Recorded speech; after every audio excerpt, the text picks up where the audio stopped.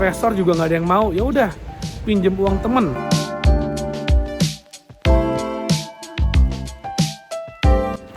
Halo guys, saat ini saya sedang berada di kota Salzburg. Jadi dalam video kali ini yang saya ingin share adalah tentang bagaimana kita bisa memulai bisnis tanpa modal. Bisnis apapun deh, mau bisnis makanan, restoran, bisnis properti, atau mungkin malah ingin punya hotel tapi tanpa modal, atau ingin memiliki bisnis tour and travel tanpa modal, startup tanpa modal, pokoknya semua yang berbasis tanpa modal alias gratisan itu kan menarik banget ya.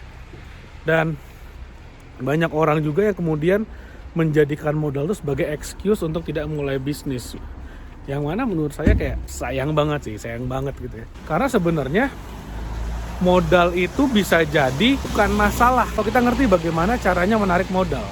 Modal itu datang dari mana sih? Oke, anggaplah saya ingin punya sebuah bisnis, ingin mulai sebuah bisnis, tapi saya nggak punya duit gitu ya. Bisa nggak pakai duit orang lain? Bisa, sangat-sangat bisa banget. Cari investor, seperti itu misalnya. Atau pinjam uang di bank. Wah, nggak qualified, pinjam uang di bank. Investor juga nggak ada yang mau, ya udah pinjam uang temen. Pinjam uang IMF, ibu mertua family.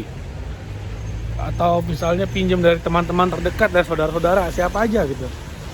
Kalaupun kemudian nggak ada yang mau minjemin, ya udah mulai dengan modal sendiri dulu. Karena kan mulai bisnis nggak harus mulai dengan modal miliaran, modal beberapa juta juga udah bisa kok mulai bisnis.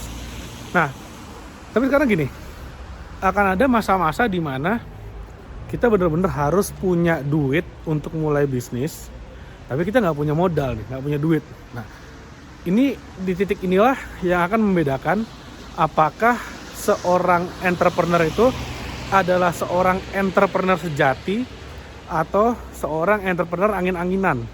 Karena seorang entrepreneur sejati itu pasti akan selalu mencari solusi apapun masalahnya, khususnya kalau misalnya masalahnya adalah modal. Makanya saya nggak pernah ketemu dengan entrepreneur sejati yang mengatakan, wah saya pengen bisnis tapi saya nggak punya modal. Kata-kata itu hanya muncul dari orang-orang yang mau enaknya doang, mau disuapin, mau gampangnya doang. Nah, kalau misalnya kita menggunakan uang orang lain, bagaimana orang tersebut itu bisa jadi mau ngasih uangnya ke kita? Bagaimana caranya?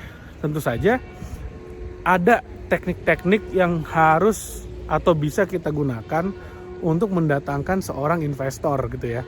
Atau bahkan membuat investor itu rebutan mau ngasih uangnya ke kita. Karena contoh realnya aja. Ketika saya menjalankan bisnis properti saya, itu investor sampai rebutan loh mau ngasih uangnya ke dalam proyek saya. Kan keren banget. Jadi sampai investornya rebutan, bukan saya nyari investor lagi, tapi investor yang berlomba-lomba cepet-cepetan mau ngasih uangnya ke proyek saya. Kok bisa?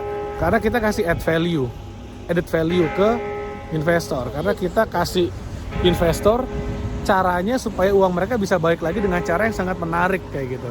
Nah, sekarang gini, saya bisa ngomongin berpanjang lebar di video ini. Hotel-hotel kita yang ada di Bali itu benar-benar sebuah bisnis properti yang dikejar sama investor, sehingga ini malah jadi investor itu kayak cepet-cepetan gitu loh.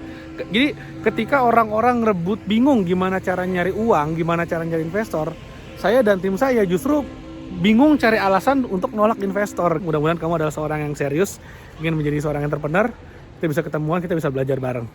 Oke, sampai ketemu lagi. Saya mau lanjutin dulu jalan-jalannya di Austria. Oh, ini cantik banget, keren banget, dahsyat luar biasa. Dan perjalanan ini dibayarin 100% dari passive income.